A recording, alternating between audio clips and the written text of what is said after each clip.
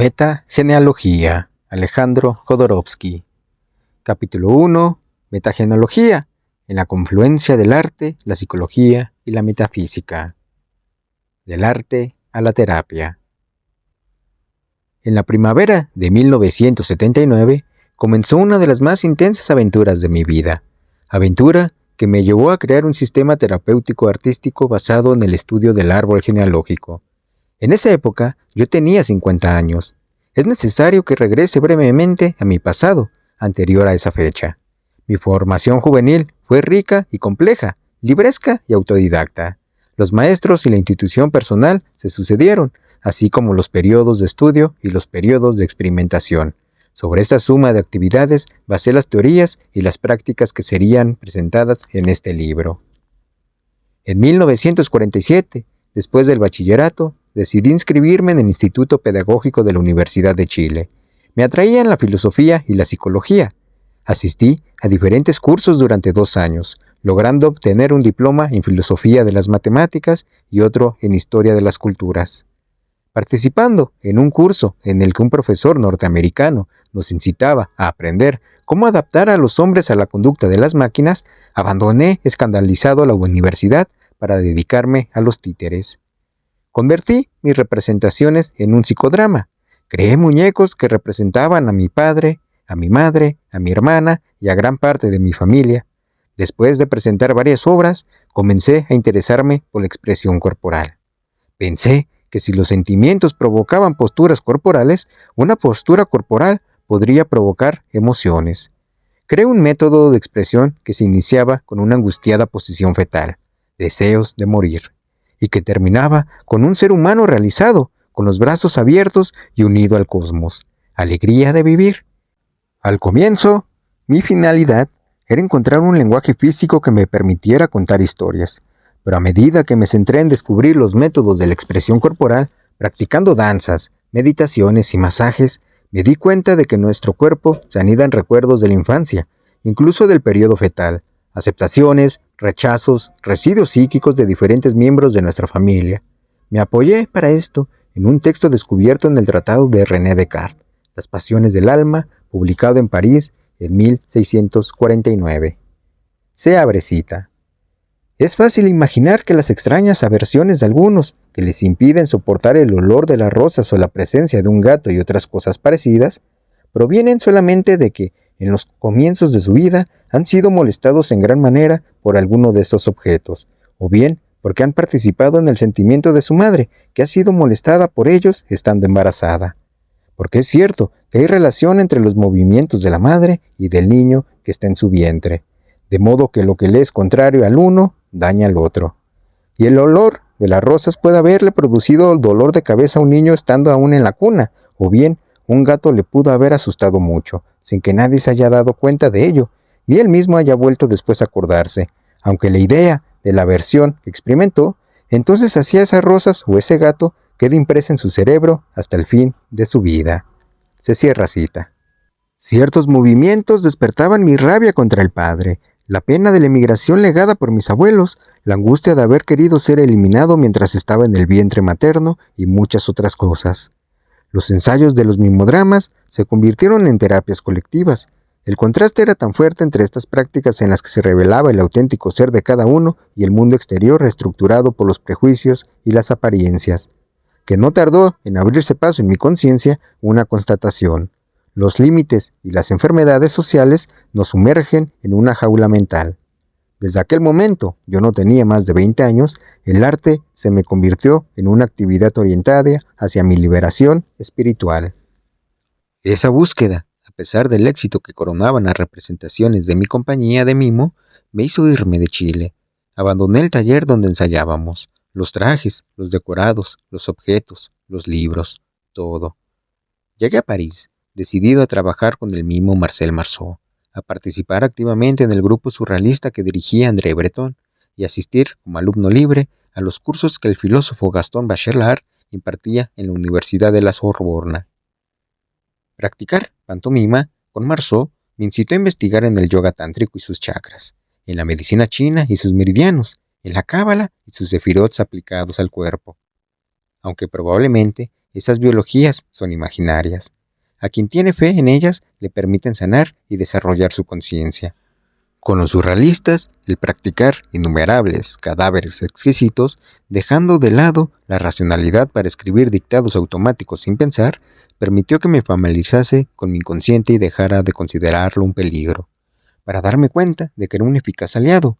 Como consecuencia de esto, comencé a leer fervientemente las obras de Sigmund Freud, lo que me condujo a estudiar a Sándor Ferenczi, Melanie Klein, Wilhelm Steikel, George Grodek y Wilhelm Reich. Los cursos de Bachelard, por su análisis de los elementos primordiales como el agua, el fuego, el aire, la tierra y el espacio, me condujeron a la alquimia. En el libro Metamorfosis del alma y sus símbolos de Carl Gustav Jung, encontré un buen guía.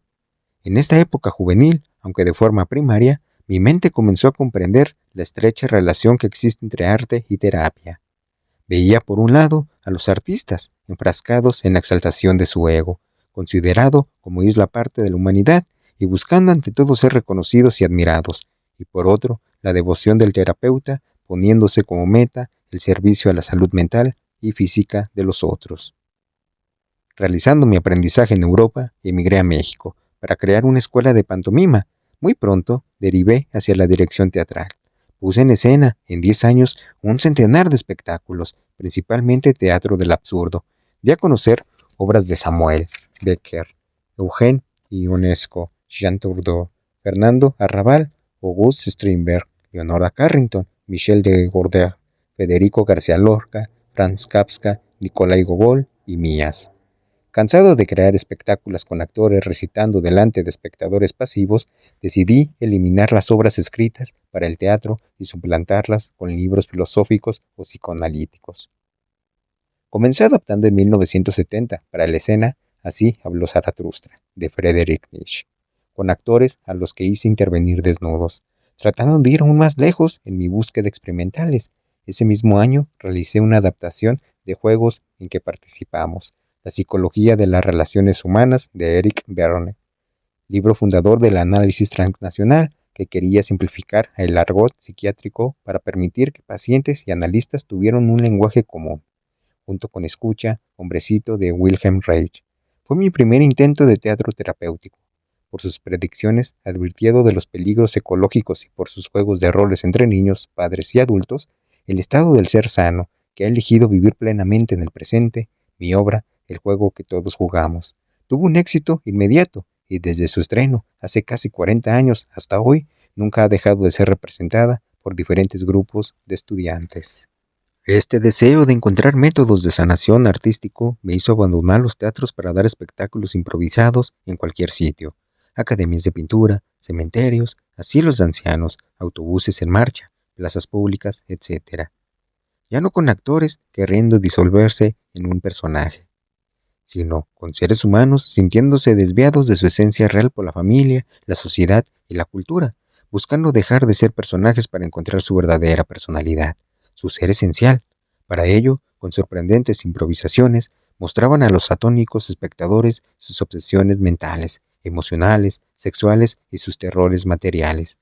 Creé una veintena de efímeros pánicos, destacando los de la Academia de Artes Plásticas de San Carlos, en México, 1963, y la del Segundo Festival de Expresión Libre, París, 1965, que dieron origen a la psicomagia, técnica terapéutica que consiste en escenificar en la vida cotidiana un acto curativo semejante a un sueño para liberarse de un bloqueo inconsciente. Con estos actos me opuse a esa actitud psicoanalítica de transformar el lenguaje del inconsciente, sueños, actos fallidos, sincronicidades, en lenguajes articulados y explicaciones racionales, y opté por enseñar el intelecto el lenguaje del inconsciente, compuesto en su mayor parte de imágenes y acciones que desafían a la lógica. La palabra revela un problema, pero no la cura. Las únicas palabras sanadoras que entiende el inconsciente son los rezos y los encantos. Para convertirlo en aliado protector es necesario seducirlo por medio de actos de naturaleza teatral o poética. Así como el inconsciente acepta los placebos, también acepta los actos metafóricos. Las pulsiones no se resuelven subliminándolas, sino realizándolas de forma simbólica. Me di cuenta de que había enriquecer mi actividad artística no yendo al bar donde otros artistas, sino contactando con fuentes puramente espirituales. Por eso, en 1968, con el deseo de practicar meditación zen, visité al monje japonés Ejo Takata, afincado en Ciudad de México desde hace 4 años. En su sendo, el lugar para la meditación, encontré practicando a médicos y psiquiatras. Ellos me condujeron al refugio del Dr. Eric Fromm en Cuernavaca. Este eminente psicoanalista, autor de El miedo a la libertad y Budismo Zen y psicoanálisis, entre otros libros, vivía en ese pueblo porque su benigno clima le ayudaba a sanar una afección cardíaca. Después de un psicoanálisis que se resumió en largas conversaciones sobre la Biblia y el budismo, Fromm me pidió que impartiera clases de expresión corporal entre sus discípulos, cosa que hice. Esto me permitió observar la separación entre el trabajo mental de los analistas y el escaso conocimiento de sus posibilidades corporales. Todo su trabajo de exploración del inconsciente hecho solo a través de la palabra. Esta preciosa experiencia, así como el resultado de mi aprendizaje con Ejo Takata, lo volqué en mi película El Topo, 1970. En ella traté las relaciones conflicto-amorosas entre un hijo y su padre. El Topo se convirtió en un filme de culto, y el entusiasmo de John Lennon facilitó que a través de su productor, Ellen Klein, yo tuviese el dinero necesario para realizar mi siguiente película, La Montaña Sagrada, 1973. Volví a plantearme un arte capaz de enriquecer la conciencia del público. Quiero que un espectador al ver este filme salga del cine cambiado para toda su vida. Estas esperanzas exageradas me invitaron a realizar estudios psicológicos, esotéricos, simbólicos, religiosos. Para ello recurrí al creador del método de desarrollo espiritual, Arica, el maestro boliviano Oscar Ichazo. Con él realicé una serie de ejercicios, en especial sobre un esquema metafísico psicológico de origen islámico, el eneagrama, un sistema caracterológico compuesto de 9 aspectos distintos del yo. La realización de este filme se convirtió en una experiencia, a la vez que artística, de desarrollo espiritual y de investigación psicológica. Me interesé por las obras de René Guénon y su análisis sobre simbología tradicional, al mismo tiempo que absorbí los trabajos del Dr. Fritz Perls, uno de los creadores de la terapia gestal. La continuación de esta búsqueda se desarrolló a partir de 1974, época en la que cambié otra vez de continente para establecerme en Europa y comenzar un nuevo periodo de mi vida. El productor francés Michel Seydoux me contrató para que realizara el filme Dune, inspirado en la novela del mismo nombre de Frank Herbert. Fue un proyecto grandioso donde, respaldado por un gran capital, pude contactar con los actores y artistas que yo admiraba, entre los dibujantes Moebius, Giger, Dan O'Bannon y Chris Foss. Entre las personas relacionadas con el cine, Salvador Dalí, Orson Welles, Laura Swanson, David Carradine y Udo Kier. Y entre los músicos, Pink Floyd, Tangerine Dream y Magma. A pesar de que elaboramos el guión durante 2 años, la película, por motivos de distribución en Estados Unidos, no se pudo realizar. Sin embargo, esa labor inconclusa me permitió no solo desarrollar mi creatividad artística, sino también contactar con el mundo esotérico que en esos años florecía en París. Entonces me inicié en Kabbalah con el sabio Grad, autor de tratados como libros de los principios cabalísticos. En magia gitana con el especialista Pierre Derlon, y también aprendí del físico matemático Jacques Rebatin, creador de una teoría sobre el poder de las ondas emitidas por las formas, no solo las tridimensionales, sino también las dibujadas. De Pierre Cartier, alquimista y prestigiador de 100 años de edad, famoso entre los ilusionistas por sus trucos con cigarrillos, o del Dr. Jean Valnet, médico pionero en la fitoterapia y en la curación con aceites esenciales, aromaterapia. Durante esos 2 años, todas las mañanas muy temprano, guiado por esos iniciados, antes de ir a trabajar en mi proyecto cinematográfico y apenas abría en la Biblioteca Nacional, me sumergía en los libros escritos desde 1700 sobre esa monumental máquina metafísica que es el Tarot de Marsella. El doctor Valnet me presentó a su mejor colaborador, el eminente fitoterapeuta Jean-Claude Lepra, quien los fines de semana me enviaba a 4 de sus pacientes para que investigara a través de las cartas las raíces psicológicas de sus enfermedades. Fue un periodo de aprendizaje intenso en el que se realizó en mi espíritu la unión entre arte, espiritualidad y terapia. Para sanar una enfermedad, no podemos limitarnos solo a lo científico. La mirada de un artista equilibra la de un médico. capaz de comprender los problemas biológicos, pero que carece de las técnicas necesarias para detectar los valores sublimes sepultados en cada individuo. Para que sane, es necesario que el paciente sea lo que en verdad es y se libere de la identidad adquirida, lo que los otros han querido que sea.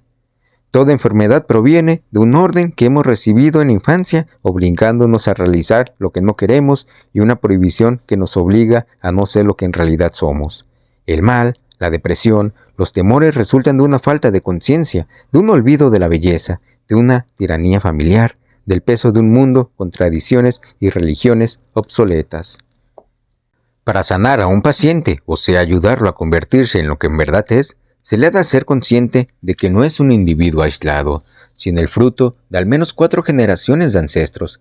Es imposible conocernos a nosotros mismos si no conocemos el legado material y espiritual de nuestro árbol genealógico. Pero las estructuras del clan familiar no deben ser el objeto de interpretaciones restrictivas que analizan al ser como si fuera una máquina biológica. Las grandes teorías psicológicas del siglo XX emanan de geniales médicos psiquiatras como Freud, Rodek o Reich, pero en sus seguidores se desarrolló la creencia falsa, nociva, de que para conocer el alma humana, toda búsqueda debe inspirarse en procesos de investigación científica. Carl Gustav Jung, en 1929, se hizo consciente de esta confusión intelectual. Abro cita: el intelecto es, efectivamente, un enemigo del alma, porque tiene la audacia de querer captar la herencia del espíritu, de lo cual no es capaz bajo ninguna circunstancia, porque el espíritu es bastante superior al intelecto, dado que aquel comprende no solo a este último, sino también al corazón. Se cierra cita. El ser humano consciente no puede ser analizado como un todo fijo, un cuerpo-objeto sin realidad espiritual. El inconsciente, por esencia, se opone a toda lógica, se ha reducido a explicaciones científicas o enseñanzas universitarias, se le convierte en cadáver. Jung agrega, se abre cita: por eso sé que las universidades han dejado de actuar como portadoras de luz. La gente está saciada de la especialización científica y del intelectualismo racionalista. Quiere oír acerca de una verdad que no estreche, sino que ensanche, que no oscurezca, sino que ilumine, que no se escurra sobre uno como agua, sino que penetre, conmovedora, hasta la médula de los huesos. Se cierra cita. He aquí por qué ningún diploma puede garantizar la calidad de un psicoterapeuta. Ayudar al otro a sanar supone no solamente comprender de qué sufre, sino también poner a su alcance los elementos necesarios que le permitan cambiar. El médico o el cirujano establecen su diagnóstico y a continuación recurren a la prescripción de medicamentos o a la intervención quirúrgica. Pero a menudo el supuesto terapeuta no es capaz de establecer un diagnóstico y después de haber revelado al paciente la causa de su trauma y de que éste le pregunte, ahora que conozco el origen de mis problemas, ¿qué puedo hacer?, no es capaz de ayudarlo a encontrar la respuesta. En las culturas primitivas, el chamán, generalmente un artista, experto también en plantas medicinales o alucinógenas que permiten viajar hacia otras realidades ejerciendo una acción terapéutica, es a la vez el curandero y el remedio, hombre medicina o mujer medicina, fuente de información viva que permite al ser que sufre redescubrir sus propios recursos. Cuando uno deja de obedecer los dictados universitarios, todos los enfoques tienen algo que ofrecer. Por eso nunca dudé en estudiar las filosofías orientales, el mensaje de las religiones o el esoterismo, tratando de encontrar llaves de comprensión global del ser humano. Mi visión del árbol genealógico la guiaron unas palabras de Buda, cuando señala: el mundo está en llamas, tu casa arde. No te preguntas, entonces, cómo está hecho o creado el mundo. Piensas solo en salvarte. ¿Cómo servir y ser útil? ¿Cómo hacer para entregar al otro las llaves de su sanación y no limitarnos únicamente a explicarle su mal? Constaté que, aquejados de dolores físicos y morales, la mayoría de mis consultantes vivía como si la humanidad no tuviera un valor que la diferenciara de las plantas o los animales y se multiplicase en un universo carente de finalidad que se expande por azar. Entonces me sentí impulsado a pasar de la psicogenealogía a la metagenealogía, basándome en una hipótesis de trabajo esencialmente terapéutica. Verdad es lo que es útil en un momento dado, en un lugar dado y para un ser dado, me dije. Mejor que pensar que el universo existe por azar es afirmar que tiene como finalidad crear conciencia. Si bien, desde Freud, se acepta la existencia de una zona mental no consciente, o sea, no percibida por la conciencia de la vigilia, inadecuadamente llamado inconsciente, y a la que se atribuye la sede de las pulsaciones primitivas, los traumas y los recuerdos tanto personales como colectivos, es decir, la presencia constante del pasado. No se tienen en cuenta los proyectos del futuro, anidados en la materia desde antes de la aparición de la vida, por considerar que el universo se desarrolla sin ninguna finalidad consciente. El espíritu humano aspira ante todo a dos cosas, al conocimiento y a la inmortalidad.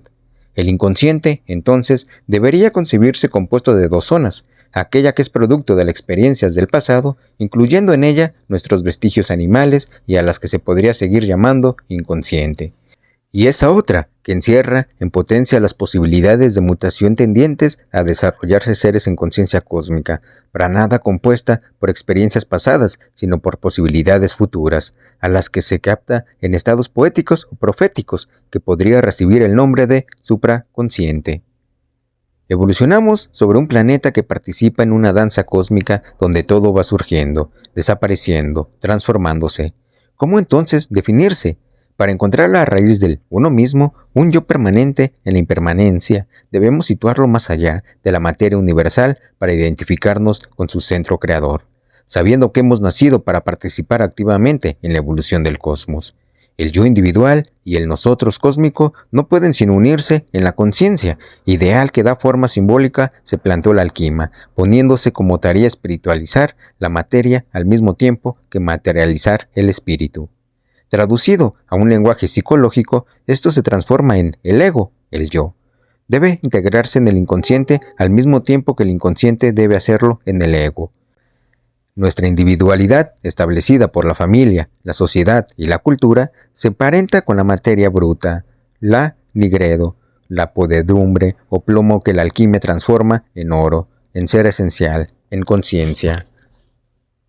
Al preguntarme cómo realizar un trabajo que me condujera a la mutación, me pareció necesario moderar los deseos en pro de la salud, eliminar las cosas pasajeras y de poco valor, para tomar conciencia de mi inmortalidad como organismo colectivo, logrando la libertad, desprenderme de las amarres mentales para que nada subjetivo me separara de la energía creadora, llegando a la unión, actuando como si estuviera vivo y al mismo tiempo liberado de los intereses terrestres como si estuviera muerto.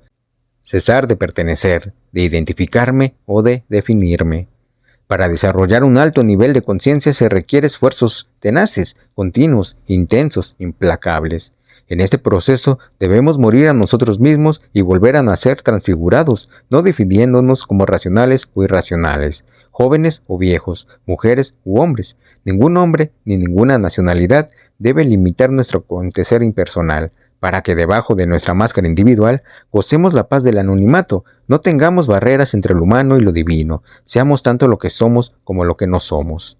Completamente entregado a estos esfuerzos, comencé a comprender que, para sanarme a mí mismo y a los otros, la hipótesis más útil era la de considerar a cada ser humano como alguien capaz de desarrollar una conciencia sin límites. Si examinamos a través de un microscopio un huevo fecundado, podremos ver en la yema un diminuto punto rojo que palpita. Es el comienzo de un corazón. El ritmo es anterior a la víscera. El corazón existe gracias a la voluntad de latir, que lo ha formado para servir de instrumento. Viendo esto, ¿cómo no comprender que el cerebro no engendra la conciencia sino que es un instrumento de recepción?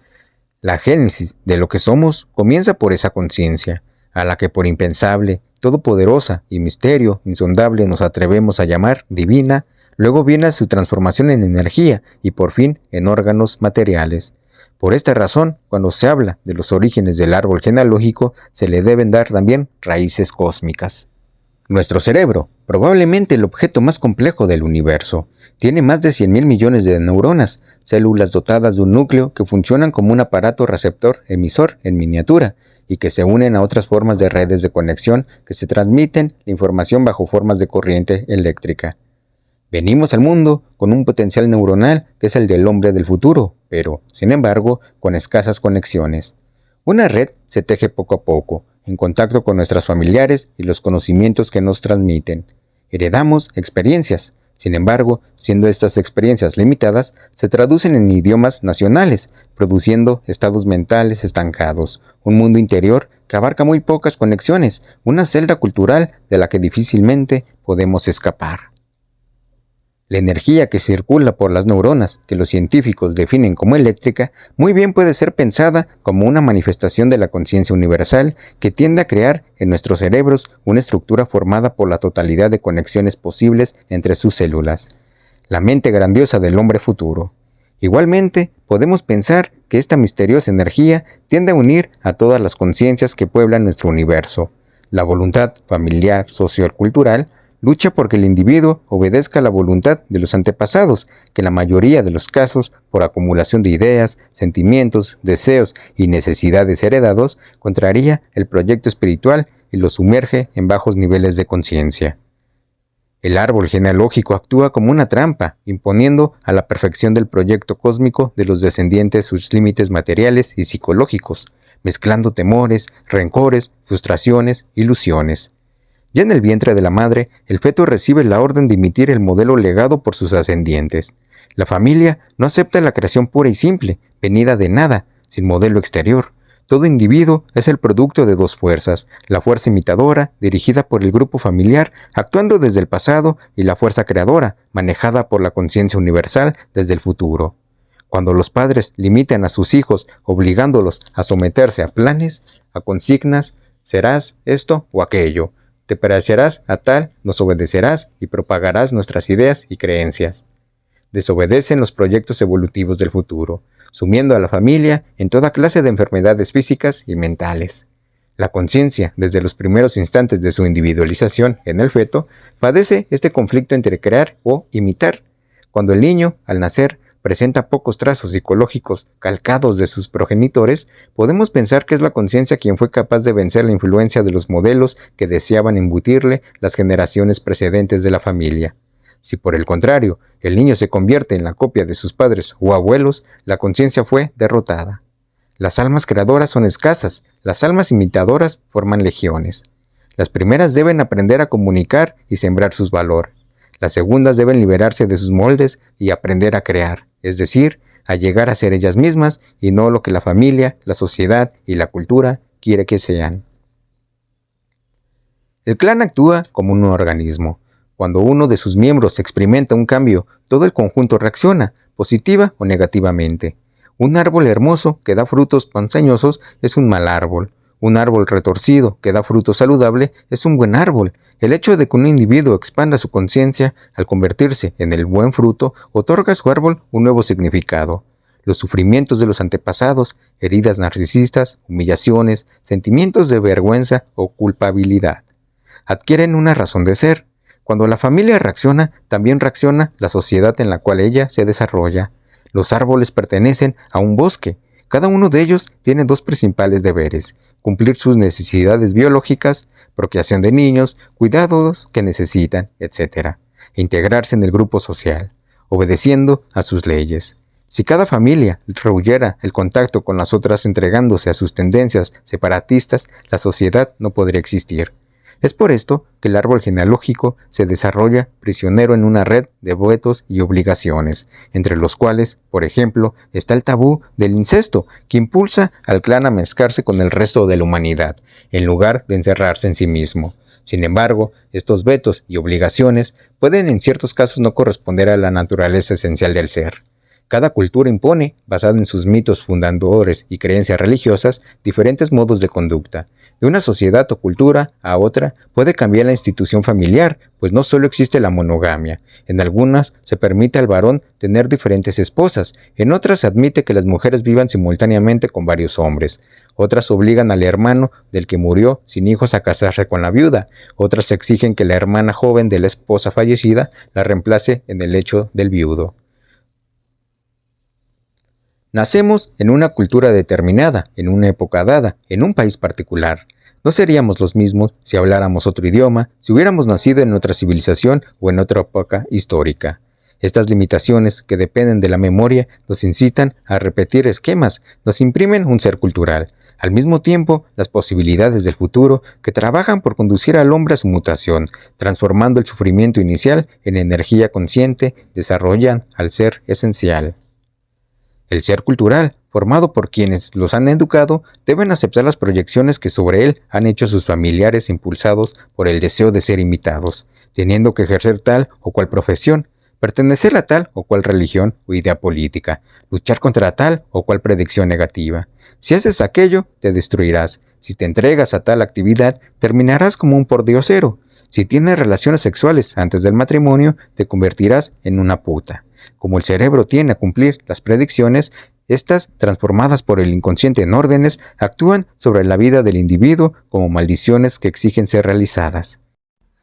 En cambio, el ser esencial, programado por el supraconsciente, despliega en la mente aspiraciones sublimes, casi siempre reducidas a simples ilusiones por la memoria del clan. Utopías, casi siempre vividas con angustia o deseos de mejorar el mundo, casi siempre vividos con desesperanza. En todo momento, el ser cultural y el ser esencial se entremezclan, a veces batallando, otras uniendo sus fuerzas. Bisabuelos, abuelos y padres se funden en nosotros tanto para lo mejor como para lo peor. Las fuerzas de repetición y de creación en su dinámica sin fin nos impulsan a la vez hacia la repetición de lo mismo y acceder a lo que somos auténticamente. Los individuos, al mismo tiempo, pueden tener de sus bisabuelos, abuelos y padres una visión positiva y otra negativa, convirtiéndose de este modo cada familia en una entidad doble, una luminosa y otra oscura. Dos campos de energía que, a pesar de oponerse, son complementarios. En el tiempo presente, el espíritu que se materializa colinda con la materia que se espiritualiza, el supraconsciente con el inconsciente, el intento de realizar el futuro con el intento de repetir el pasado, el ser esencial con el ser sociocultural, el deseo de crear con el deseo de imitar. Al estudio del árbol genealógico, bajo sus aspectos simultáneos y complementarios, tesoro y trampa, lo he llamado metagenealogía. Dado que el estudio de la genealogía es esencialmente una comprensión del significado esencial de la pareja humana, al igual que en el tarot, el papa lo completa una papisa, el emperador una emperatriz y el sol una luna.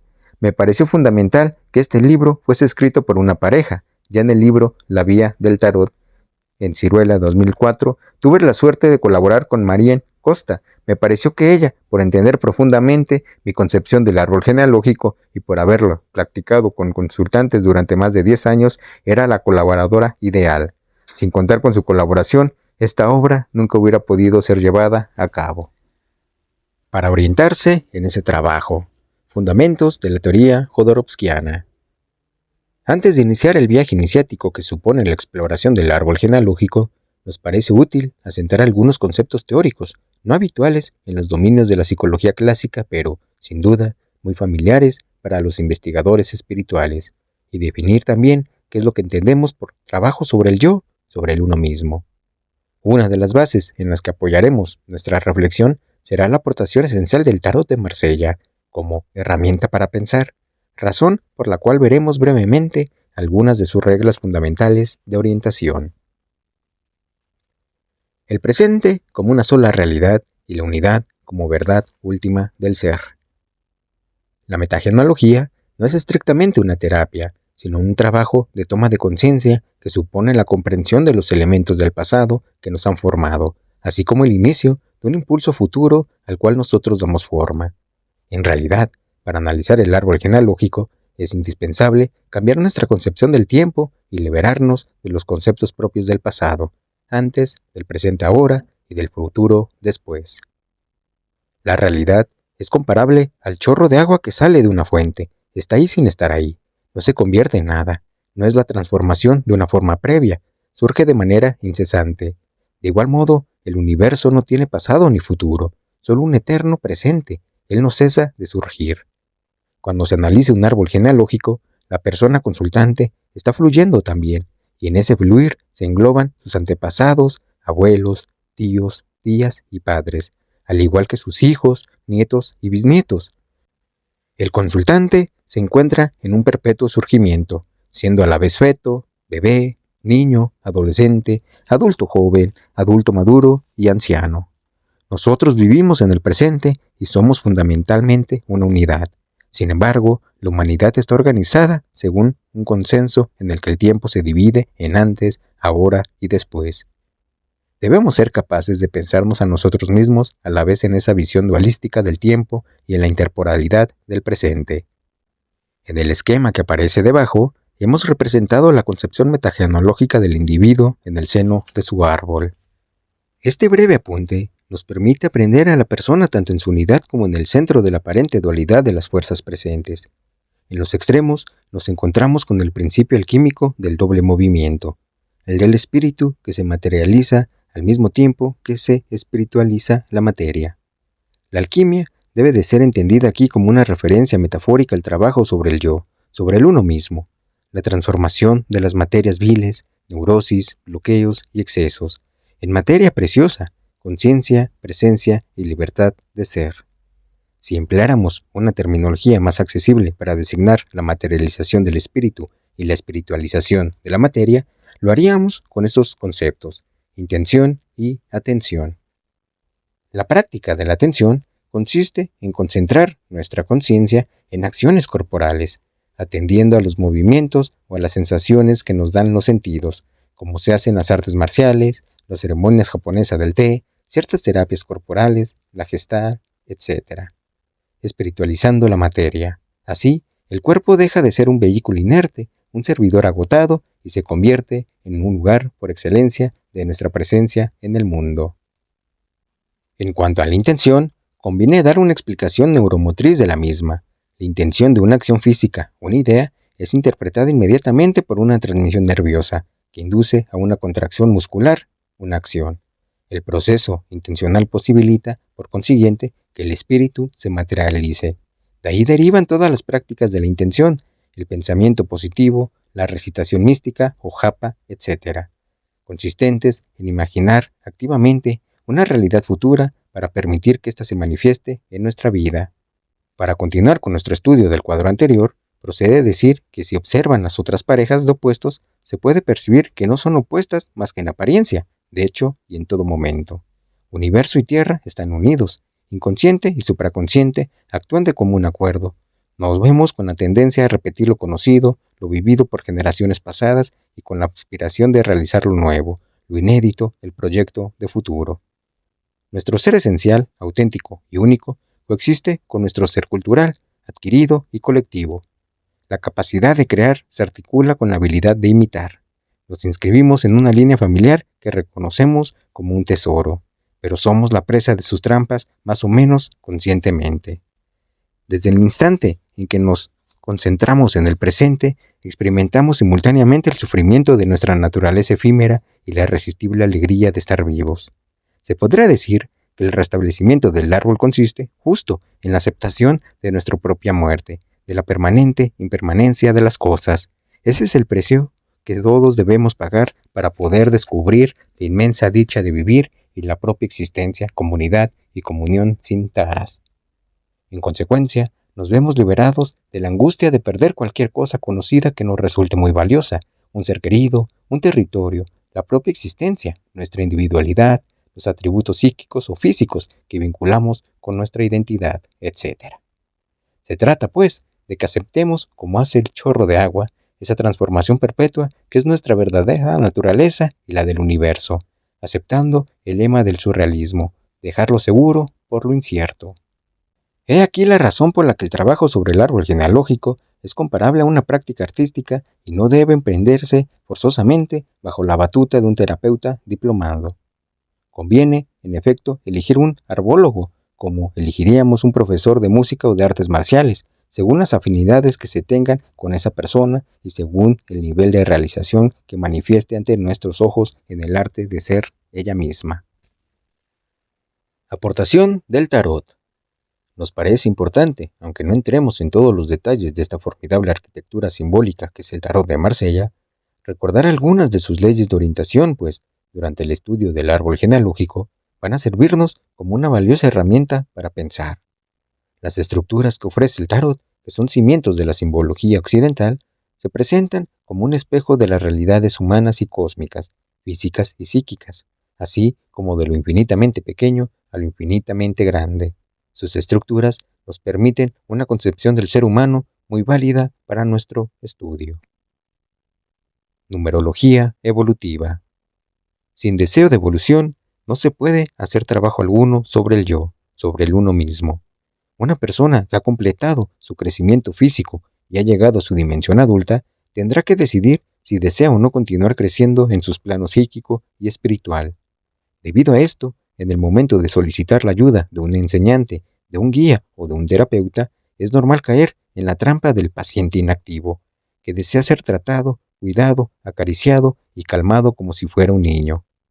Se podría decir que evolucionar consiste en ir crecientemente a mejorar, en estar cada día menos angustiado que el anterior. Desde esta perspectiva, resulta extremadamente útil conocer la numerología dinámica del tarot, que resume en 10 grados los sucesivos ciclos de evolución. ¿Por qué 10? Todos tenemos 10 dedos con las dos manos, pero cada uno de esos dedos tiene una existencia individual. El número 10 representa una totalidad que se subdivide en varias etapas, al hilo de las cuales se puede reconstruir todo un proceso de crecimiento que va desde la potencialidad aún irrealizada, el 1, hasta la totalidad plenamente desplegada, el 10. Todos y cada uno de estos niveles surgen del precedente y quedan realizados en el siguiente. En un estado de buena salud, recorremos cíclicamente esta serie de etapas dentro de una dinámica que se podría comparar con una espiral, en la que cada paso por un determinado grado de la numerología nos permitirá aprender siempre alguna cosa nueva, pero bien por miedo o bien a causa de alguna herida, ya sea por pereza o por cualquier otro motivo, nos podemos encontrar eventualmente bloqueados en un estado determinado, estancamiento, o lo que es todavía peor, experimentar un retroceso y oponernos a toda evolución, convencidos de que la solución consiste en volver hacia atrás, regresión.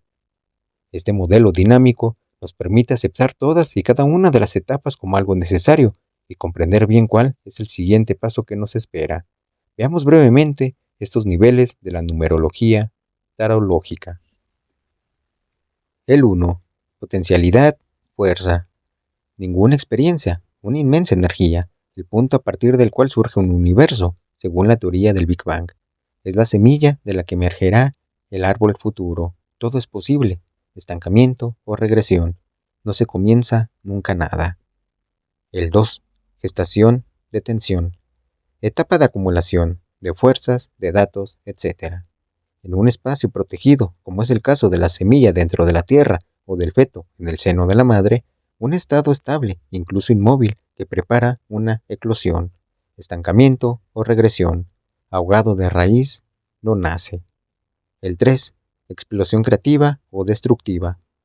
Primera acción sin ninguna experiencia. Es igual a la semilla que emerge o a la pubertad que transforma el cuerpo, pero también igual a una gran limpieza o una erradicación de lo inútil. Se actúa sin saber a dónde se va. Estancamiento o regresión. Estalla incesantemente en todos los sentidos, improductivos, agresivo, invasor. El 4. Estabilidad, equilibrio. El mundo se consolida. Una familia, un gobierno, una casa, una economía estable, etc. Las condiciones de la vida están ahí, tranquilizadoras, protectoras, adultas. Estancamiento o regresión. Dictatorial, coercitivo, estrecho de espíritu, rígido de mente. El 5. Tentación, mirada nueva. Todas las explosiones comienzan en este nivel, en el cual nos podemos sentir tentados a abandonar lo conocido para descubrir otros horizontes, como hizo Cristóbal Colón. Estancamiento o regresión, embustero, abocado a la nulidad, a la muerte o al engaño, como Tartufo en la obra de Molière. El 6. Belleza y alegría como principio de la realidad. En este nivel, hemos sobrepasado ya el marco estricto de la supervivencia y de la seguridad para desembocar en una realidad que obedece a otros criterios. Se trata de una nueva concepción de la vida que se abre ante nosotros, centrada en la belleza. En el crecimiento vegetal sería la floración. La flor, la belleza, el color y el perfume preparan la eclosión del futuro. Estancamiento o regresión, narcisista y complaciente. Se secará sin llegar a fructificar. El 7. Acción en el mundo. La recopilación de toda la experiencia de los grados precedentes desemboca en una fuerte acción no solamente individual e inexperimentada, como en el grado 3, sino también colectiva y firmemente anclada en el mundo. La energía del nivel 7 es joven y poderosa, pero es madurar por su experiencia. Actúa sabiendo a dónde va. Estancamiento o regresión. La acción por la acción. Ego desenumerado y destructor. El 8. Perfección. Al igual que un feto, que a sus 8 meses está completamente formado y ya solo le queda nacer, el nivel 8 representa una perfección que se despliega, horizonte de toda acción, sin tener ella misma necesidad de actuar, nada que añadir, nada que ejecutar. Estancamiento o regresión. Perfeccionismo, inmovilismo. El 9. Crisis de transición. Como el bebé que está a punto de nacer en el 9º mes del embarazo, o como la fruta madura a punto de caer, este grado evoca al abandono de la perfección para entrar en un nuevo mundo todavía desconocido. Es el momento en el que una crisis anuncia la llegada de un nuevo ciclo. Estancamiento o regresión. Crisis inútil, soledad, agonía. El 10. Final de un ciclo e inicio del siguiente. El número 10, la totalidad realizada, ya no tiene energía, sino una inmensa experiencia. Simboliza el momento en el cual lo antiguo y lo nuevo coexisten, la crisálida ya desgarrada con la mariposa todavía naciente o el niño que aprende a respirar todavía unido a su madre por el cordón umbilical. Es el momento en el que todo finaliza y todo comienza. Es preciso a veces aceptar la ayuda exterior para poder pasar a un nuevo ciclo. Estancamiento o regresión. Ciclo bloqueado, incapacidad para situarse en una dinámica de evolución. Como se aprecia en el esquema de la página siguiente, tras el 10 aparece un nuevo 1, es decir, un nuevo comienzo en un mundo nuevo. Por ejemplo, se podría haber completado todo un ciclo en el aspecto intelectual, hasta el 10 que representa el abandono de las ideas fijas y la apertura a escuchar al otro, y recomenzar como un auténtico principiante en el aspecto afectivo o emocional, con un nuevo eslabón o con una renovación amorosa debido a ese aprendizaje de la escucha. Esta estructura evolutiva nos sirve para contemplar al ser humano como un ser en constante evolución, en una actitud esencial en el trabajo del árbol genealógico, donde la repetición del pasado corresponde a energías de estancamiento o regresividad y la realización del futuro a la dinámica de la evolución. Los 4 elementos. Los arcanos menores del tarot se dividen en 4 polos, o símbolos, que nos ayudan a verlo no como una entidad monolítica, sino como un ser provisto de 4 energías, cada una de ellas dotada de un lenguaje distinto. Intelectual, espadas, aire. Nuestras ideas, nuestras creencias, nuestras concepciones, nuestra capacidad para pensar el mundo, su lenguaje, las ideas, su dinámica, concebir, creer, pensar, definir verbalmente lo que es. Emocional, copas, agua. Nuestros afectos y sentimientos, toda la variedad de emociones que nos vinculan y nos separan de los demás, nuestro aprendizaje individual de las relaciones, su lenguaje, los sentimientos, su dinámica, la del amor, en todas sus formas y la de los sentimientos negativos que se apartan. Sexual, creativa o libidinal. Bastos, fuego. Todas las posibilidades de la actividad sexual y creativa que consisten en engendrar un ser o un proyecto, un bebé, una obra artística o cualquier otra creación. Su lenguaje, los deseos, su dinámica, crear, aunque también poder. El proceso creativo y sexual pasa por fases reflexivas que nos enfrentan a la potencia y a la impotencia. Material, oros, tierra. Todo aquello que nos mantiene con vida, comenzando por nuestro cuerpo, su salud y su equilibrio, la circulación del dinero, el territorio donde actuamos y vivimos, su lenguaje, las necesidades, su dinámica, vivir, sobrevivir, obrar entre nuestros semejantes. Esta división nos permite afrontar además otro aspecto del trabajo alquímico, disolver y coagular, es decir, aislar los elementos específicos que nos componen para reconstruirnos a nosotros mismos como una unidad fluida, dejando así de concebirnos como una entidad sólida y monolítica movida por fuerzas misteriosas. Cuando nuestras concepciones entran en conflicto con nuestras emociones y en ese mismo instante nuestra realidad material nos dicta seguir un camino que va justo hacia el opuesto a nuestro deseo, Los 4 centros tiran cada uno de lado como si fueran 4 caballos de un mismo tiro, pero sin un destino común. El primer paso para ajustar y orientar nuestras energías hacia un objetivo determinado es identificar qué es lo que ha reemplazado a cada centro. Por ejemplo, desde hace tiempo la moral occidental, aterrada ante la energía sexual, asimiló esta energía a un sentimiento, generalmente para las mujeres, o a una necesidad, generalmente para los hombres. Dicho de otra manera, sucede frecuentemente que por razones culturales, sociales o familiares, una energía se ve colonizada por otra. El intelecto, invadido por las emociones, ya no consigue razonar con claridad. La sexualidad, sobrecargada de creencias y prohibiciones, se convierte en una fuente de angustia, como sucedió en el siglo XIX, cuando de forma casi unánime el ámbito médico occidental inventó una serie de peligros supuestamente mortales derivados de la sana práctica de la masturbación. En algunas familias, el dinero o la manutención servían como un medio privilegiado o exclusivo para que los padres expresaran el afecto que sentían por sus hijos. Así, estos últimos crecieron prisioneros de una gran confusión para diferenciar el centro material y el afectivo, pudiendo conducirlos a desarreglos alimentarios o a conductas autodestructivas con el dinero. Con arreglo al anterior, se podrían establecer 12 variaciones o desviaciones de la personalidad al ser invadido o colonizado, cada uno de los centros por cualquiera de los otros 3. Cuando se emprende un trabajo sobre el yo, es muy útil preguntarse cuáles de estas desviaciones son dominantes en nosotros. De tal manera, podremos estudiar cómo nuestro árbol genealógico las ha producido. La lista que aparece a continuación no pretende ser exhaustiva, sino más bien un punto de partida para que reflexionemos.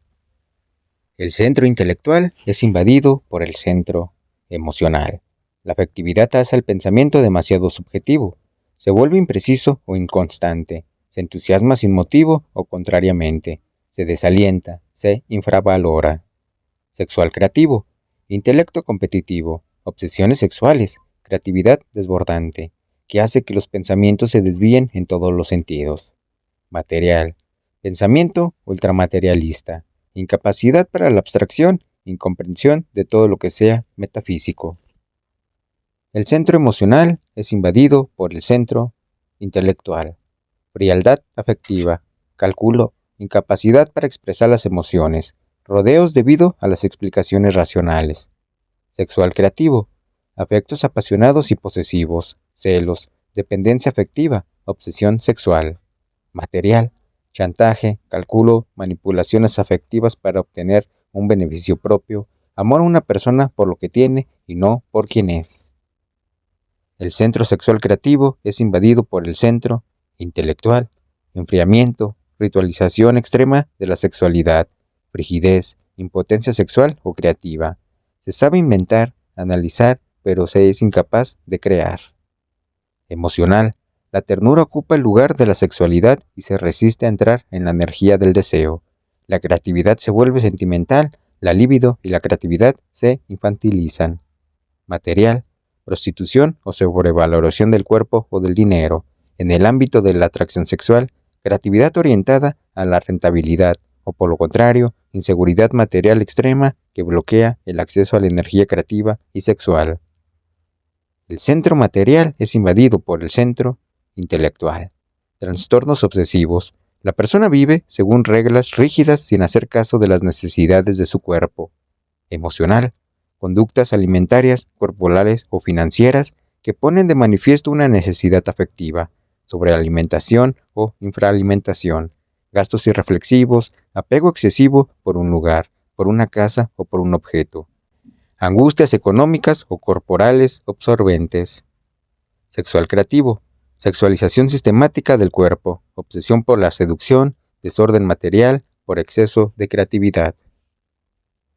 Una persona está preparada para evolucionar cuando conoce el lenguaje y la energía que corresponde a cada uno de los centros, es decir, cuando piensa en su intelecto, ama con su corazón, desea y crea con su centro sexual y vive de acuerdo con sus necesidades. Podríamos decir que los 12 desviaciones del ego son los 12 apóstoles de un yo crístico, que sería su soberano y enseñante y en que todos los centros funcionan correctamente. Todo esto viene a significar que la toma de conciencia de las desviaciones que existen en los 4 centros es un camino de aprendizaje. Por ejemplo, desde el instante en que se reconoce que mi centro emocional está invadido por el intelectual, pues no consigo expresar mis emociones y me sobrecargo con explicaciones interminables que no me sirven más que para alejarme de lo que amo. Se puede comenzar a restaurar el centro afectado, el emocional en este caso, aprendiendo a expresarnos adecuadamente, es decir, que el intelecto, la claridad de expresión, no vuelva a ser invasor, sino un aliado de lo emocional. De nuevo, he aquí un cuadro indicativo de la forma en que este proceso puede ser emprendido. El centro intelectual puede aceptar como aliado al centro emocional. Aprende a escuchar, se abre a la inteligencia emocional, toma en cuenta en sus razonamientos aspectos más útiles. Sexual creativo. Descubre la creatividad mental y el placer de emitir ideas con profusión sin tener necesariamente que incluirlas. Material. El intelecto se ancla en el cuerpo y asume su presencia, que le lleve a un silencio regenerador. El centro emocional puede aceptar como aliado al centro intelectual. Escoge sus afectos, comprende los de los demás, clarifica sus emociones. Sexual creativo. Descubre el placer de actuar con sus sentimientos y de crear en sí mismo y de buen grado emociones bellas o sublimes. Material. Aprende a amar no solamente a sus semejantes, sino a todo lo que existe. Todo está vivo, luego todo es digno de ser amado. El centro sexual creativo puede aceptar como aliados al centro intelectual. Aprende a conocer sus propios procesos de deseo y gozo y también los de los otros. Emocional. Se abre a escuchar al otro, crea y desea por amor. Material. Aprende a desear apasionadamente todo cuanto ya poseía, es decir, a renovar su mirada sobre lo ya conocido. Aprende a sí mismo que el dinero o la salud no dan la dicha, sino que ayudan. El centro material puede aceptar como aliado al centro intelectual. La disciplina intelectual, moral o espiritual, el Dharma, en las religiones orientales, le permite organizar su tiempo y su existencia, teniendo en cuenta nuestra mortalidad y sin perder nuestra vida. Emocional. Actúa por amor y con amor. Conoce el valor de la caricia, de la delicadeza, en la relación directa con los demás. Esa atención afectuosa que da un sabor incomparable a la vida cotidiana. Sexual creativo. Introduce la belleza en su cotidianidad. Se permite ser creativo y comprende que el mejor camino para ir de un punto a otro necesariamente no tiene por qué ser el que es más corto, sino el que es más bello. El papel que desempeñan los obstáculos. Como ya se vio en la introducción, cada individuo es el resultado de 2 fuerzas, la imitadora, que está dirigida por el grupo familiar, y la creadora, que proviene de la conciencia universal. Esta doble influencia podremos verla a continuación, en un esquema donde los inconscientes se encajan de manera concéntrica. En el centro está el individuo y su inconsciente personal. Alrededor de él, los miembros del árbol genealógico y el inconsciente familiar, que son objeto de nuestro estudio en este libro. A su vez, el árbol se inscribe en una sociedad que posee, asimismo, un inconsciente colectivo que es fruto de una cultura que por su parte es fruto de la humanidad. Más allá de los límites de la Tierra, cabe imaginar la existencia de un inconsciente cósmico, que es reflejo de la conciencia del universo, y un inconsciente divino o total, que sería el origen de donde surge toda conciencia.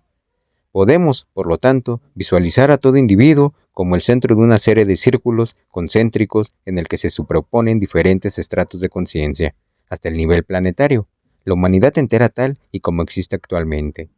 Todos estamos sometidos a las fuerzas de imitación, tradiciones, hábitos, restricciones, creencias, etc.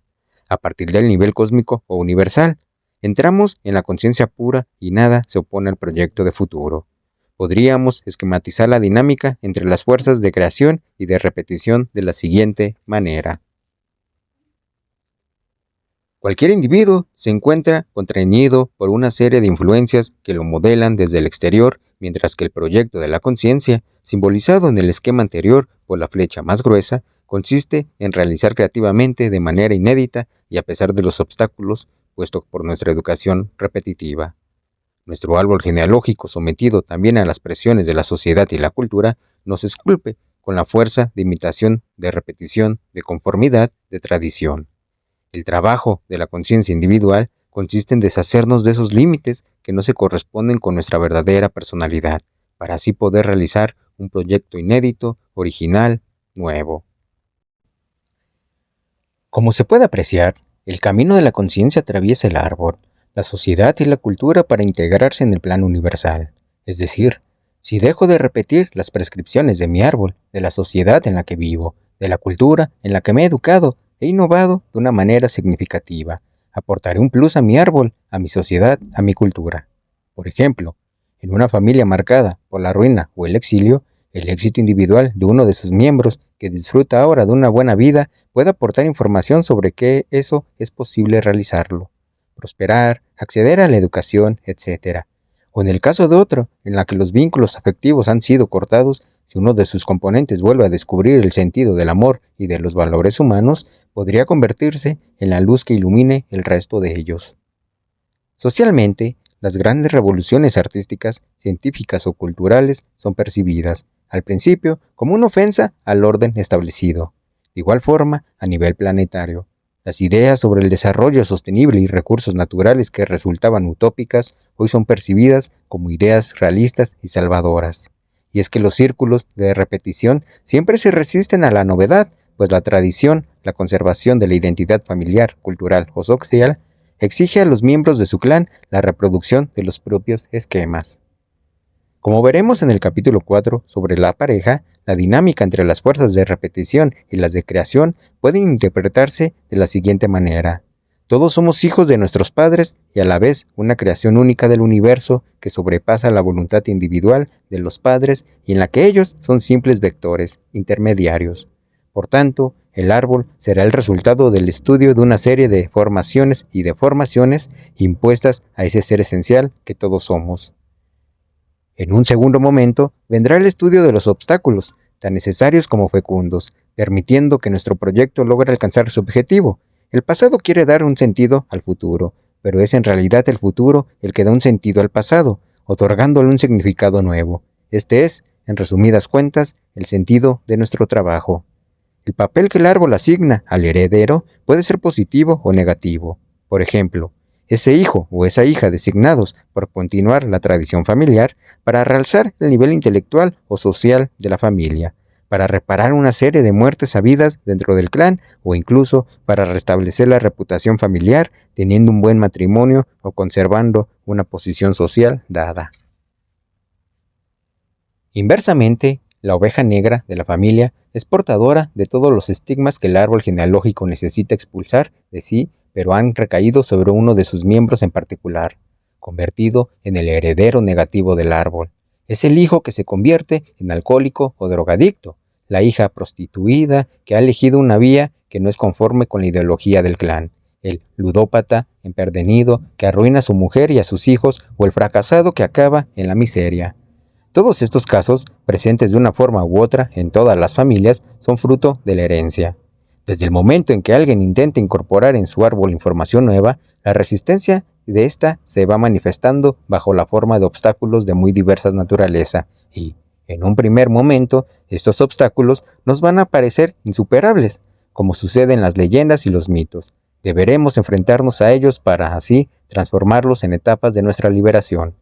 Hay un cuento iniciático que resume muy bien esta función esencial que tiene el obstáculo, que interfiere en nuestro camino a través de la conciencia, de Dios o de la naturaleza, para permitirnos de esta forma fortalecer y asegurar nuestras creencias.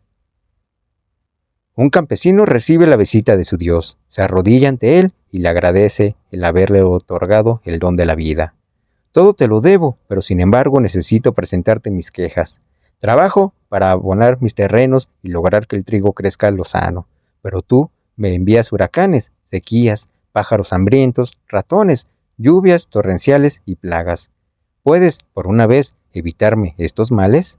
El Dios satisface los ruegos del campesino. Cuando planta la semilla, ningún viento huracanado remece la tierra. El clima es benigno durante todo el año. Llueve justo lo necesario, no se asoma ningún pájaro, ningún insecto dañino. Y por falta de obstáculos que vencer, debilitadas las semillas se pudren en su buena tierra y no llegan a germinar. El ser humano avanza triunfando sobre sucesivos obstáculos. El monje Zen, por ejemplo, logra alcanzar la iluminación como recompensa a los titánicos esfuerzos que ha hecho para conseguirlo y haber desterrado de su espíritu todas las ideas parásitas. El santo encuentra la paz en su corazón, el rehusar toda clase de discriminación. El héroe se realiza triunfando sobre su miedo a morir. El campeón triunfa sometiéndose a una férrea disciplina, pero estos cuadros distintos no son una imitación de los de sus ancestros, son propios de esos hombres y mujeres que han sabido reconocer en sus espíritus, en sus deseos y en sus carnes la conciencia universal, origen de múltiples universos.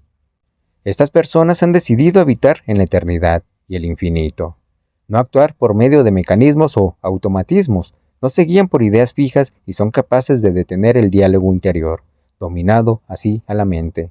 Acogen cada éxito que alcanzan con la admiración y el candor propios de un niño y abren sus corazones a sentimientos sublimes. Soplan y esparcen las cenizas de todas las tradiciones estereotipadas para, a continuación, revivir el fuego que produce luz y calor, aquí y ahora. Pero en el camino de una realización de esa naturaleza, las fuerzas repetitivas del árbol, de la sociedad y de la cultura podrán, a toda persona que se halle en pleno camino, hacia sí misma una multitud de obstáculos. El primero de los cuales será el yo personal, la identidad adquirida bajo todas sus formas, desde las más seductoras hasta las más aterradoras, y además ideas recibidas, fobias, angustias, conflictos, accidentes, ruinas, etc. Una lista de obstáculos demasiado larga. Pero independientemente de nuestra formación y de nuestra identidad, la propia vida no presenta sin cesar obstáculos y dificultades, un clima poco favorable, un golpe de mala suerte, una ruina económica, una catástrofe natural, una guerra, una epidemia. Aquí también la lista de calamidades que se pueden presentar a lo largo del camino es interminable. Ante estos obstáculos, dificultades o heridas, tenemos como nuestros ancestros antes que nosotros dos posibilidades de actuación. La primera, reaccionar adoptando una actitud ya existente, aplicando una receta más o menos eficaz elaborada en el pasado, y ello en el caso de que se mantenga fidelidad a las fuerzas de imitación y nos comportemos de una manera heredada.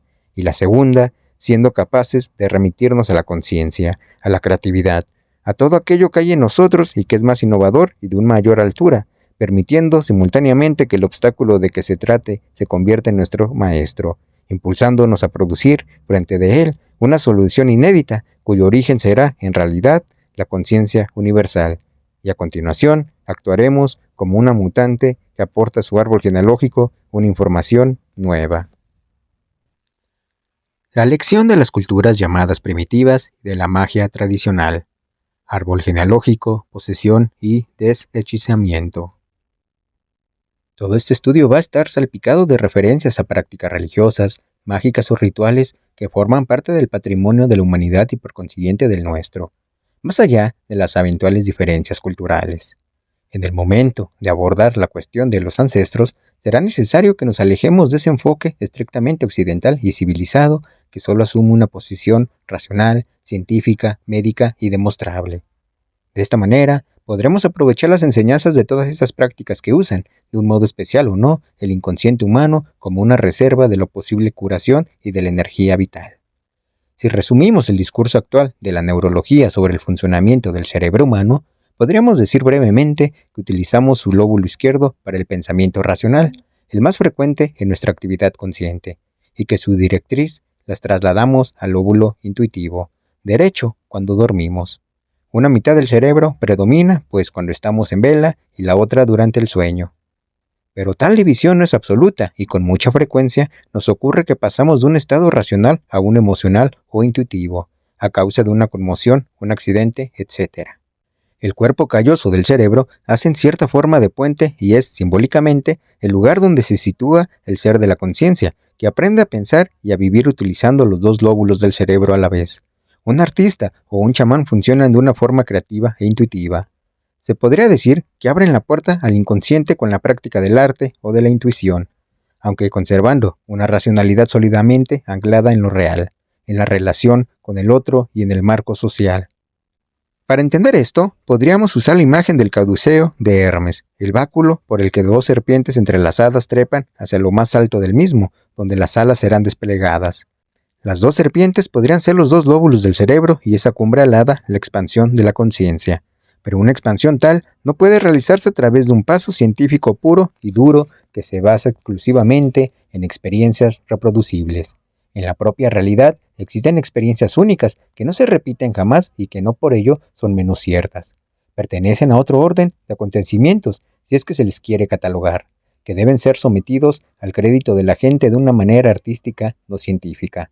Al contrario, los enfoques mayoritariamente basados en la zona diestra del cerebro, como los éxtasis de tendencias místicas o los experimentos surrealistas, pueden fácilmente y a un mismo tiempo caer en la superstición y encontrarse pervertidos tanto en relación con el conocimiento personal como con respecto a la relación humana, y por ello falta de vigilancia, y podría decirse también que de sentido común.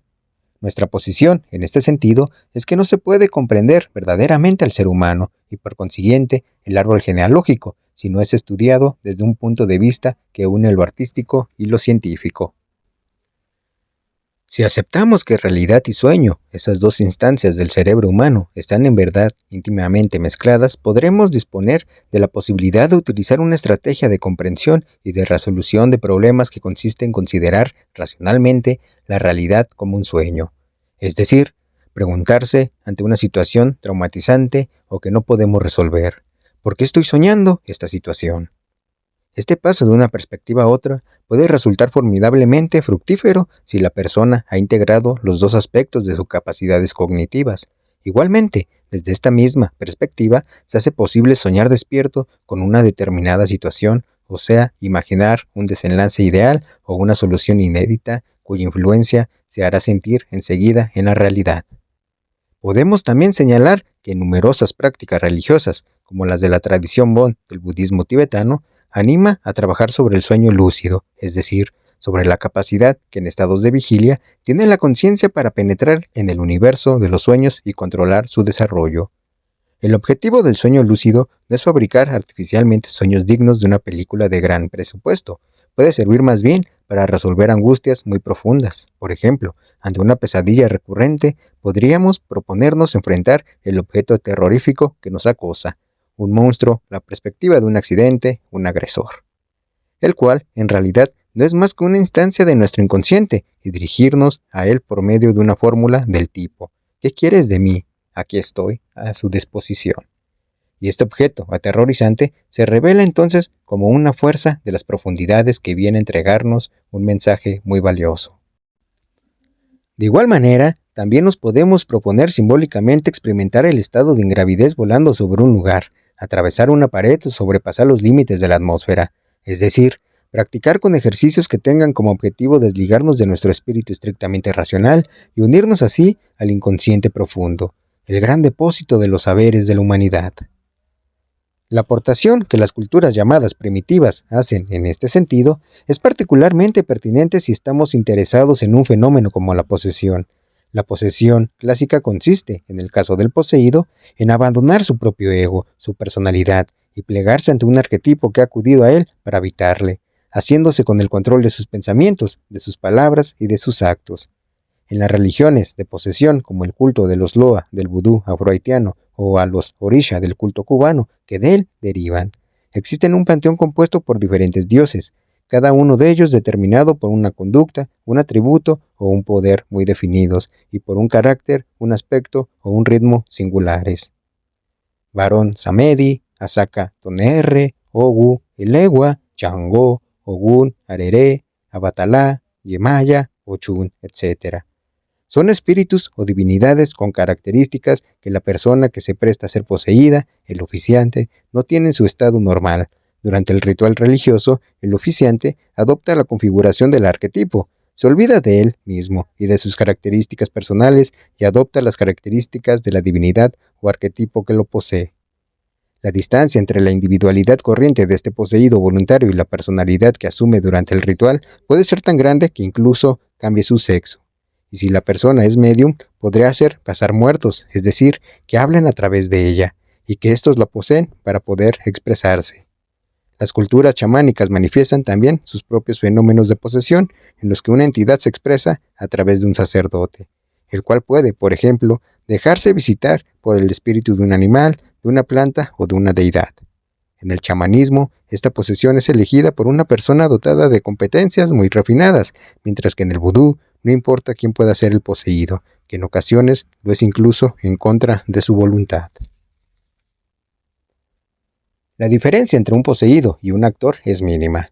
Consiste esencialmente en que el actor sabe que encarna un personaje, mientras que el poseído es el personaje durante todo el tiempo de la posesión ha sido invadido. Las familias también actúan con posesión. Es habitual ver cómo un niño adopta no solo los gestos, la forma de caminar, las inflexiones de voz o las posturas corporales de sus padres, sino también sus sentimientos y manera de pensar. Aunque estos parecidos puedan deberse a un componente genético innato, estarían reemplazando a la imitación o más bien a la posesión. En realidad, la imitación suele ser voluntaria y consciente. En cambio, estos mimetismos familiares resultan irresistibles, inconscientes e irreversibles, a menos que la persona lleve a cabo un arduo trabajo sobre su yo, pues están emparentados con la posesión. Si nuestros padres han sido poseídos por sus propios padres, que a su vez lo fueron por los suyos, se puede deducir fácilmente que un niño podría estar poseído por su abuelo o por su bisabuelo, sin haberlos conocido jamás. Si una persona imita ciertos valores que le ayudan a progresar hacia una meta, un objetivo cualquiera, se puede hablar de la existencia de una transmisión sana, en la medida en que se tenga como referencia a un adulto en pleno control de sus opciones. Los valores imitados del árbol genealógico pueden, pues, ser considerados como aliados. Pero si las características de quien posee priman sobre las del poseído y lo conducen no a su realización personal, sino hacia la propia del personaje que él está reproduciendo, lo que sucederá es una predisposición de él mismo en favor de los intereses de él o de los personajes posesores. También es frecuente los consultantes que se quejan de una fuerte autodesvalorización y de una mala imagen de sí mismos cuando tal abuelo o abuelo ocupan en el árbol genealógico el lugar del héroe. Es decir, el modelo queda por encima de la persona a la que ha poseído. Podría ser que una persona condene a llevar la identidad de un ancestro muerto trágicamente o que siempre estuvo enfermo, no llega a salir nunca de su rol sacrificial. La psique infantil tiende a integrar y duplicar los sentimientos, las ideas, los deseos y los actos de otras personas. Este proceso de duplicación está muy vinculado con la fascinación. Cuando un ego más poderoso, el del adulto, se enfrenta a otro menor potente, el del niño, el más vulnerable de los dos copia al otro. Ese ego más poderoso bien podría ser el de un antepasado, en cuyo caso la mencionada fascinación duraría varias generaciones. Este mismo proceso vuelve a ponerse luego en marcha cuando, ya en la edad adulta, se cae en las garras de personas que se dedican a preocuparse del ego de otras, estafadores, falsos gurús o jefes sedientos de poder. Según uno esté más o menos liberado de las posesiones de su árbol genealógico, uno será más o menos vulnerable a este tipo de posesión. Es normal que, cuando una persona adulta se encuentre en una situación en la que no se reconoce a sí misma, se sienta totalmente bloqueada y no consiga llevar a cabo los cambios deseados. Es muy probable que una o varias posesiones transgeneracionales se hayan puesto en marcha, por lo cual le será conveniente esclarecerlas y desactivarlas. Un ejemplo: una mujer ha tenido un padre ausente y débil y una madre dominante que atendió todos los asuntos de la casa. Esta mujer acabó casándose con un hombre cuyo padre ejerció su poder, pero cuya madre resultó fría y distante. Cada uno de ellos buscaba en la familia del otro el elemento que les faltaba. Inconscientemente, la esposa proyectaba sobre su suegro al padre ideal, mientras que el marido quería ser adoptado por su suegra, más cercana y atenta que su propia madre. En el mismo momento en que se conocieron, ambos se enamoraron del arquetipo que poseía el otro. La esposa se enamoró del padre fuerte que poseía a su esposo, que en realidad estaba aplastado por ese padre tiránico, y el marido por la madre dulce que poseía a su mujer, que en realidad estaba resentida con su padre y con los hombres en general. Algunos años más tarde, aquella pareja, en plena crisis, vino a consulta al no poder comprender de qué manera el idilio que habían disfrutado en un principio había dado lugar a un verdadero infierno conyugal. El estudio de sus dos árboles genealógicos los ayudó a emerger de esta doble posesión y encontrar una relación auténtica. Esclarecer el árbol puede ser indispensable para desactivar esas posesiones. A veces, tan solo la toma de conciencia es capaz de favorecer e impulsar el desalojo de determinados hábitos emocionales, corporales, creativos o sexuales, e incluso creencias instaladas durante muchos años en el afectado. El árbol genealógico se podría comparar con una bañera en la cual nos hubiéramos sumergido siendo niños y en la que determinadas cualidades y defectos habrían empapado, de manera aparentemente irreversible, todas las facetas de nuestra personalidad. Por ejemplo, sabemos que toda predicción se comporta igual que una maldición. Se apodera de nosotros y no podemos liberarnos de su existencia hasta que nos percatamos de ello. ¿Cuántas predicciones habremos recibido desde nuestro nacimiento hasta el momento en que nos convertimos ya en personas autónomas? Será un gran director de orquesta, con esa mano podrá construir buena casa, pobre, tan feíta le costará ser feliz, etc. Frente a los rastros de esas posesiones infantiles, nosotros podremos una serie de ejemplos inspirados en 4 técnicas terapéuticas directamente inspiradas en formas de curación populares, chamánicas o mágicas. El masaje iniciático, en el que el cuerpo es considerado a la vez como depositorio del pasado, por lo tanto, de todo su árbol genealógico, y como vehículo de la conciencia, por consiguiente, como un cuerpo esencial o perfecto.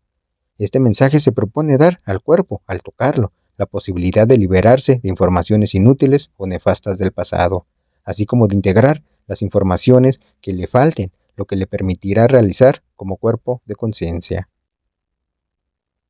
El psicorritual, que consiste en interpretar como si fuera en un teatro y junto con personas de tu confianza una situación destinada a sanar las marcas del pasado. Como veremos más adelante, el psicorritual principalmente concierne a nuestra gestación y nuestro nacimiento.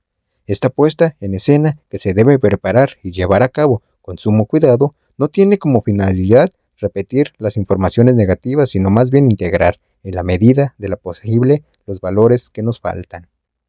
La psicomagia, que propicia una situación individual de sanación en la que se alcanza, en la propia realidad de dicha situación, una suerte de sueño despierto, consistente en cumplir de manera inofensiva una fijación irrealizable del inconsciente, deseos de muerte, de incesto, etc., o reparar una situación traumatizante, revivir una situación en la que se produjeron abusos para vencerla, o integrar informaciones y cualidades positivas que se pensarán como imposibles, encarnar a un personaje heroico, vivir una situación determinada, etc.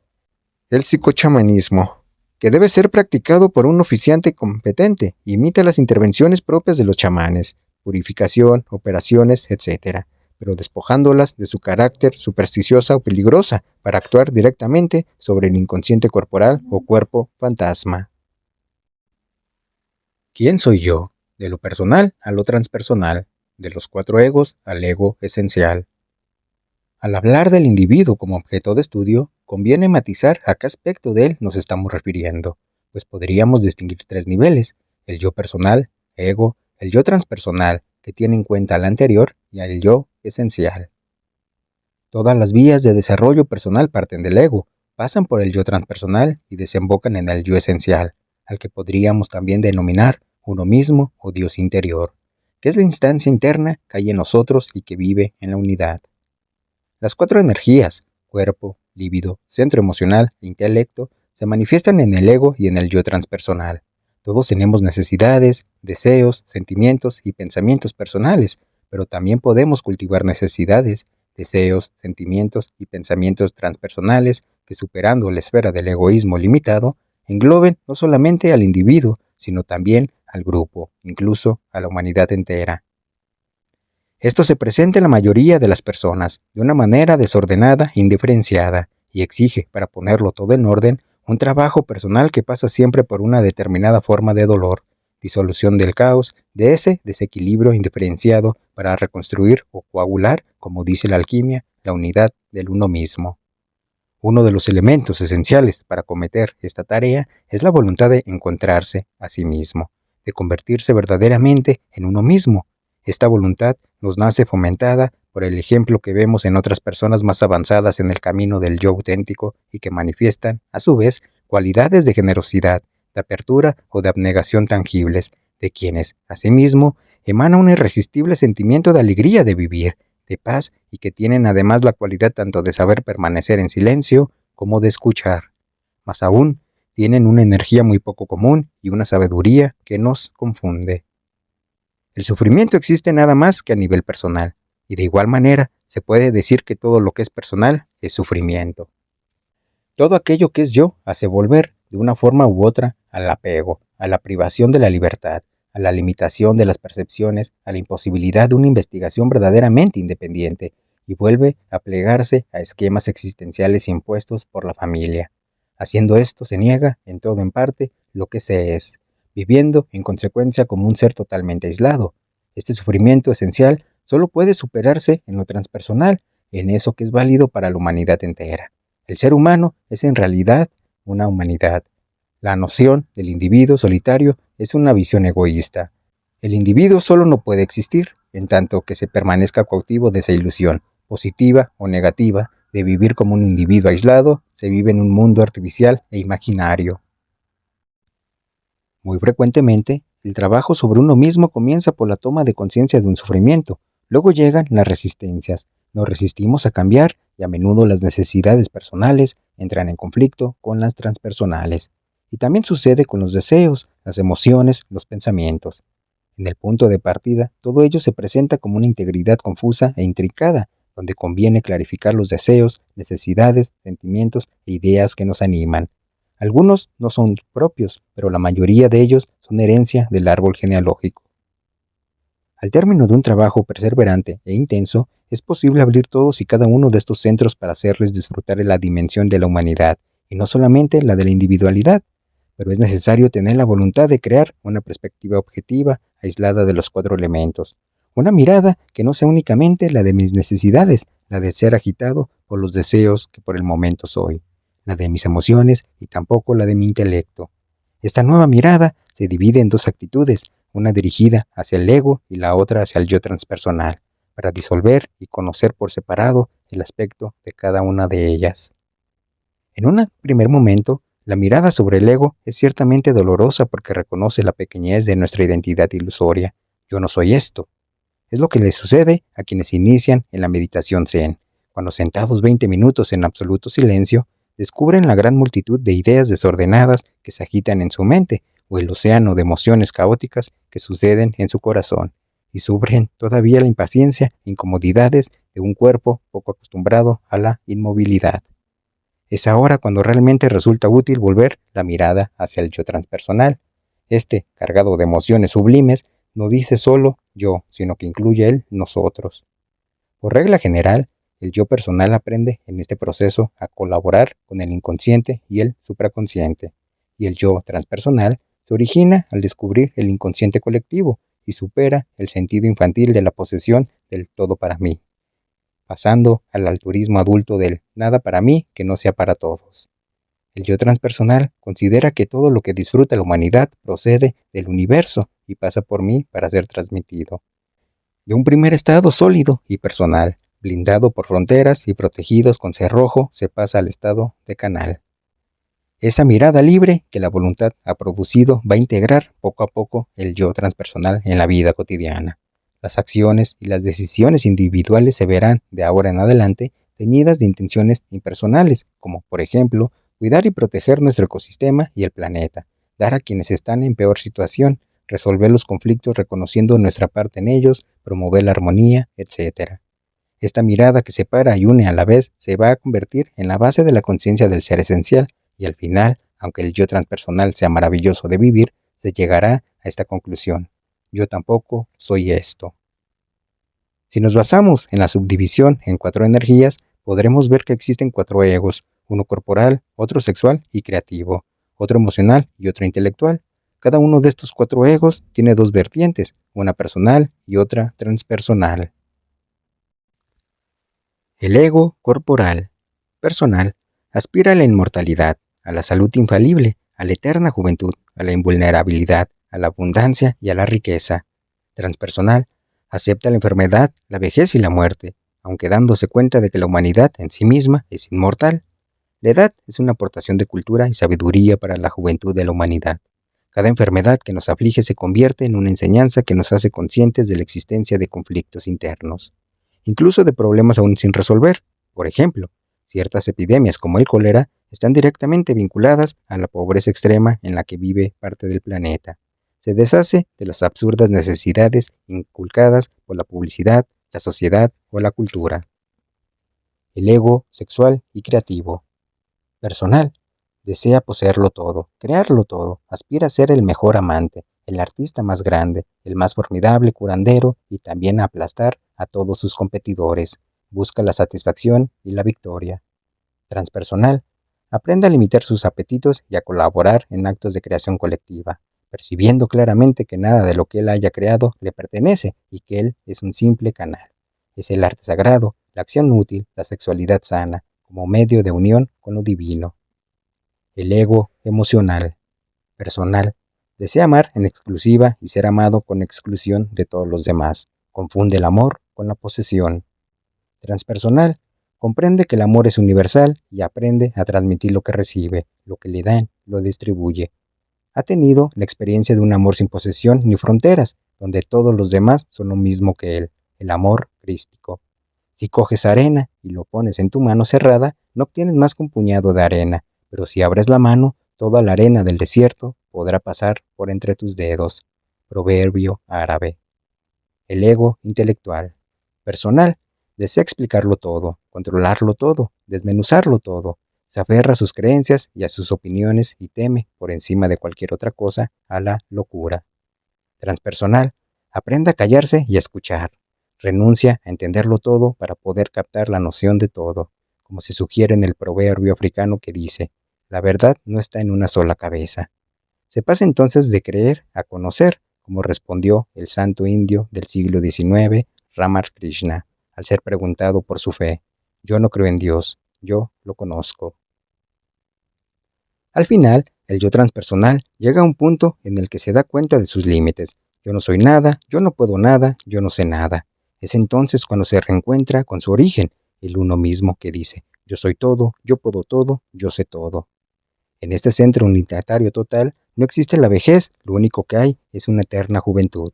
Nada de ignorancia es la sabiduría total. Nada de carencia es la abundancia total. Nada de individualismo es la totalidad unida. Algunas personas, al aproximarse a este estado, cristalizan una nueva ilusión individual sobre el centro universal. Caen en la trampa del ego divinizado y se imaginan ser los elegidos o depositarios exclusivos de la conciencia unificada, que en realidad es un tesoro universal. Es así como se crean ciertas desviaciones, santos, gurús, maestros ególatras, etc. El ser esencial no es un privilegio de nadie, sino un bien de todos, de idéntica manera que la fragancia de un rosal no pertenece en particular a ninguna de las flores que lo exhalan, sino que se debe a la esencia genérica de la totalidad del rosal. Cuando una persona llega a disolverse en el ser esencial, se produce eso que en los evangelios se llama transfiguración. Su carne pierde el peso del sufrimiento, sus emociones se hacen sublimes, sus ideas son fluidas y sus deseos le otorgan la alegría de vivir. Esta transfiguración puede ser permanente o puntual, y si no durarse lo suficiente, al menos deja tras de sí un sabor que permite volver a ella cada vez con mayor frecuencia. Cuando este estado se hace permanente, el ser esencial se pliega en torno a la personalidad como el abrazo de una madre sosteniendo con una gran ternura los egos personales y transpersonales. Esta persona que lleva mi nombre existe, esta persona que lleva mi nombre va a morir, pero en el fondo, esta persona que lleva mi nombre y que es mortal es una ilusión. Este es el mensaje de todas las grandes tradiciones espirituales.